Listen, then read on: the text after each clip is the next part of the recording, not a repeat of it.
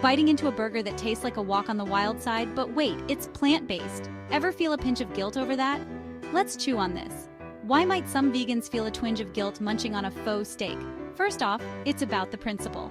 For many, veganism isn't just a diet. It's a stand against animal cruelty and environmental harm.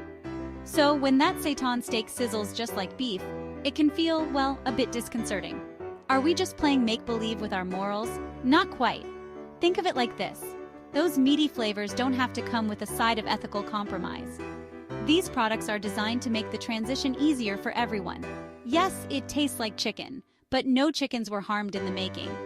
Plus, embracing these innovations can propel the food industry towards more sustainable practices.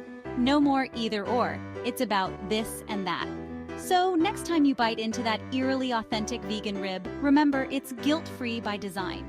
It's not about replacing meat, it's about redefining choices. Chew on that.